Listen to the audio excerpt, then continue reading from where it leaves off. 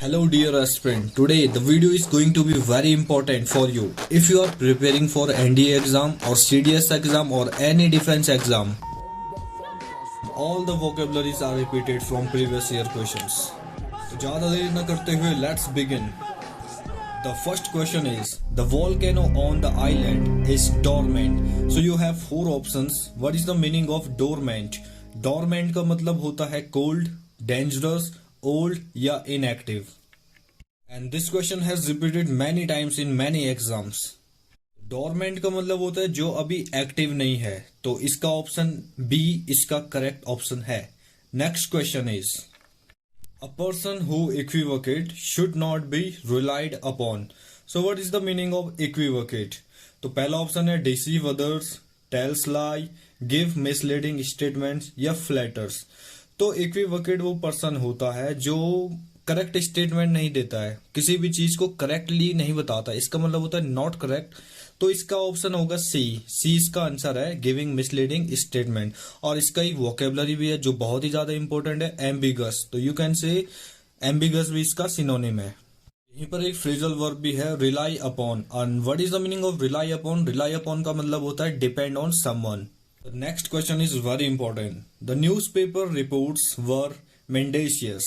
And what is the meaning of mendacious? The first option is mischievous, truthful, provocative या false. इस sentence का मतलब है जो न्यूज़पेपर होता है वो हमको ट्रूथ नहीं बताता है, ठीक है, फॉल्स खबरें देता है. तो इसका ऑप्शन होगा 4, false. Next question is, the priest pronounced benediction. Very important question. What is the meaning of benediction? Yes.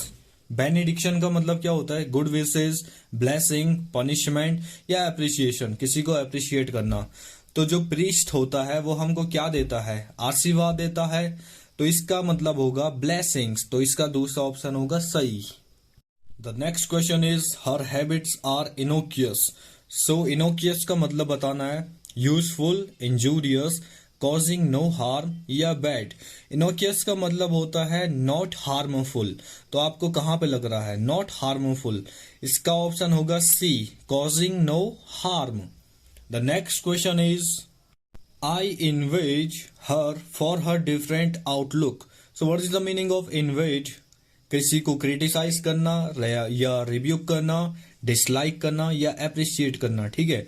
तो उसने किया, उसके आउटलुक को देखकर उसको क्रिटिसाइज किया. तो किसी को क्रिटिसाइज करना मतलब होता है इनवे. तो first option is correct. The next question is, the youth was befogged when he was interrogated loudly by the police inspector. So what is the meaning of befogged? The first option is terrified. Second option is panic हो जाना, panicky. Third is surprised and fourth is puzzled, ठीक है. तो बिफोग्ड का मतलब होता है puzzled, confuse हो जाना, परप्लेक्स्ड हो जाना. The next question is, the government should proscribe the sort of the literature. तो what is the meaning of proscribe here? Rusticate, ban, outlaw या एक्सकम्युनिकेट. सो प्रोस्क्राइब का मतलब होता है किसी भी चीज को बैन कर देना, प्रोहिबिट कर देना या फॉरबिट कर देना, उसको मना कर देना या बैन कर देना. Alright. The next question is, it is deplorable that millions of people in India are below the poverty line. So millions of people in poverty line, below the poverty line, ये एक सोचनीय है या निंदनीय है? Deplorable मतलब होता है सोचनीय या निंदनीय. द ऑप्शन इज हेटफुल या रिग्रेटेबल या अनडिजायरेबल या unpleasant. So the answer will be B, regrettable. इसका मतलब होता है निंदनीय, ठीक है, या पिटीफुल भी बोल सकते हैं या लेमेंटेबल भी बोल सकते हैं. Lamentable is very important vocabulary for your exams. The next question is, the vehicle slowed down as they moved up the gradient. तो what is the meaning of gradient here? Road with sharp bends या bumpy heaven path या slope और incline या mountainous area. तो gradient का मतलब होता है उतार चढ़ाव या हम ढाल वाली रोड बोल सकते हैं. तो इसका ऑप्शन होगा सी, स्लोप और incline.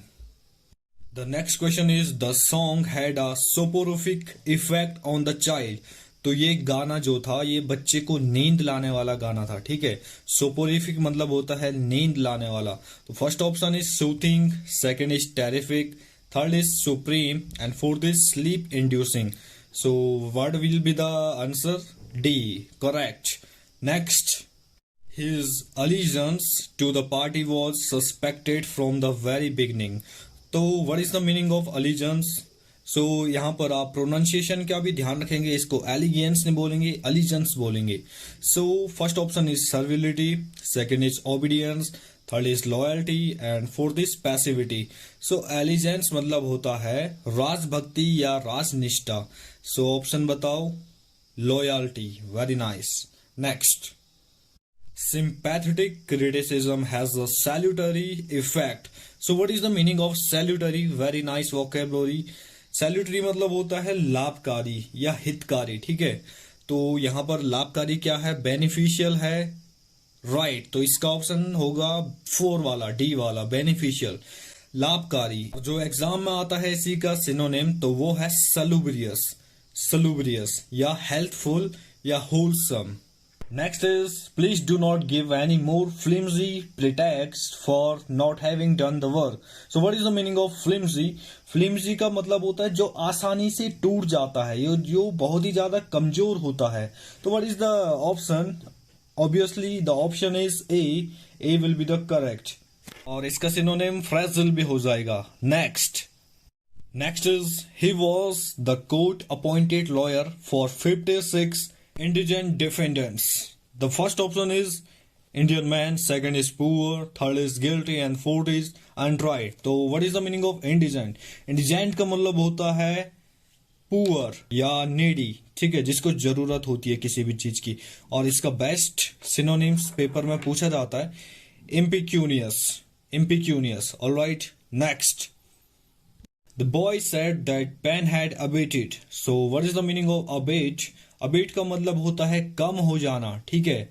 And the first option is reduce, second is vanish, third is increase and fourth is establish. तो अबेट का मतलब होता है कम करना, किसी चीज को कम हो जाना, ठीक है। तो इसका मतलब होगा रिड्यूस। तो option A will be correct. Next, he became known as an implacable foe of fundamentalism, ठीक है। तो what is the meaning of implacable? Relentless या प्लीजिंग या डेंजरस या करेजियस। तो इसका मतलब होगा रिलेंटलेस। इसका ऑप्शन फर्स्ट सही है। रिलेंटलेस मतलब होता है विरोध करना या ना रोकना, मतलब शांत ना होना। रिलेंटलेस का मतलब होता है रुकना नहीं है, नॉट स्टॉप, या शांत ना होना। Alright. Next is, the queen was aware of. देखो अवेयर के पीछे हमेशा ऑफ लगता है, यहां पर ये भी, इसका भी ध्यान रखना। आप अवेयर हो या बिवेयर हो, दोनों के पीछे ऑफ लगेगा। तो so the queen was aware of the insolent behaviour of the lords, ठीक है। इंसोलेंट बिहेवियर कैसा होता है? इंसोलेंट बिहेवियर होता है अनादरपूर्ण या अभद्र बोलते हैं। तो इसका ऑप्शन क्या होगा? वायलेंट होगा, पोलाइट होगा, इंसल्टिंग होगा या फ्रिवलस होगा। तो इसका ऑप्शन होगा सी, ठीक है, C option, disrespectful behavior. All right. Next, modern man is pragmatic in his dealings. तो modern man कैसा होता है? व्यवहारिक होता है अपने डीलिंग्स में, अपने काम काज में। तो pragmatic का मतलब होता है व्यवहारिक। So what will be the answer? Practical, of course. Practical will be the answer. Next, his descriptions are vivid. Vivid मतलब होता है clear, clear, sharp, जिसको शार्प भी बोलते हैं। तो option will be the C, C will be the answer. And D इसका क्या हो जाएगा? एम्बिगस, आगे पे भी आया था क्वेश्चंस में। एम्बिगस मतलब होता है नॉट क्लियर, तो इसका सिनोनिम हो जाएगा विविड, और ambiguous antonym. Alright. Next, friends have always deplored my unsociable nature. तो फ्रेंड्स ने हमेशा क्या किया है? मेरे अनसोशिएबल नेचर को डिप्लोर किया है। तो डिप्लोर मतलब होता है क्रिटिसाइज करना, किसी की आलोचना करना, ठीक है। तो आलोचना करने को इंग्लिश में क्या बोलेंगे? या अस्वीकार करना, ठीक है, अस्वीकार करना भी बोल सकता है इसको। तो इसका हो जाएगा option C, denied. Next, despite his enormous wealth the businessman was very frugal in his habits. तो फ्रूगल का मतलब होता है किफायती, उतना ही धन का इस्तेमाल करना जितना धन उसको दिया जाता है। मतलब वो ज्यादा रेकलेस नहीं होता, ज्यादा केयरलेस नहीं होता है किसी भी चीज को लेकर। तो what is the meaning of frugal here? Frugal का मतलब होता है यहाँ पर इकोनॉमिकल। ऑलराइट, नेक्स्ट है he was engrossed in writing a story. मतलब वो स्टोरी को लिखने में इतना ज्यादा मग्न हो गया, इतना ज्यादा लीन हो गया। engross का मतलब होता है लीन हो जाना, मग्न हो जाना। तो आंसर क्या बन रहा है? एब्जॉर्ब या एब्जॉर्ब्ड या इंटरेस्टेड या इंगेज्ड। तो किसी भी काम में क्या हो जाना है? इंगेज्ड हो जाना। तो answer will be the D, engaged. And besides the vocabularies, NDA में एक फेमस लाइन है। अगर आपने पहले एसएसबी दी होगी तो आपने पक्का सुना होगा कि do you have it in you. क्या तुम्हारे अंदर आर्मी ऑफिसर बनने की काबिलियत है, बहुत डिसिप्लिन है, हार्ड वर्क है? तो do you have it in you? So comment में मुझे बता देना yes I have it in. Next vocabulary is after weeks of frenetic activity the ground was ready for the big match. What is the meaning of frenetic? frenetic activity जो होती है वो बहुत ही fast and energetic activity होती है। तो frenetic का fix option यहाँ पे बन रहा है hectic. hectic का मतलब भी होता है full of instant और frenetic activity. Alright. Next is the student took copious notes during the lecture delivered by the visiting professor. ठीक है, तो copious notes होता है, copious का मतलब होता है संपूर्ण, पूरी मात्रा में, मतलब बड़ी मात्रा में या प्रचुर मात्रा में बोलते हैं जिसको। तो इसका ऑप्शन बी एग्जॉस्टिव मतलब होता है संपूर्ण, या इसका सिनोनिम होता है plentiful. Plentiful is the best option. या पूरी मात्रा में बोलते हैं जिसको लेविश भी बोलते हैं या अबेंडेंट भी बोलते हैं। Next is very few people are impervious to criticism. तो इम्पर्वियस का मतलब होता है कि कोई इंसान जिस पर किसी भी बात का असर न पड़ता हो। ठीक है, तो इसका option B will be the right, unaffected, जिस पर किसी भी चीज का अफेक्ट नहीं पड़ता है। Next is the policeman kept on questioning the criminal but failed to elicit the truth. Elicit का मतलब यहाँ पर है किसी भी इंफॉर्मेशन को निकालना। ठीक है, तो इसका बेस्ट ऑप्शन यहाँ पे बनना है extort, option D. Alright, next is teaching in university is now consider a lucrative job. तो what is the meaning of lucrative? का मतलब होता है लुक्रेटिव जॉब मतलब जिसमें आपको बहुत ज्यादा फायदा मिलता है। ऑलराइट, जिसमें आपको बेनिफिट होता है। तो what is the best option here? This will be profitable. Yes, या प्रॉफिटेबल या सिनोनिम में गेनफुल भी बोल सकते हो। That's the plentiful options and vocab for now. I hope you learned something new today. And if you learned something new indispensable vocab, and if you enjoy this video, don't forget to hit that like button below. And if you want to see more content like this, make sure to subscribe and turn on notifications so you never miss an update.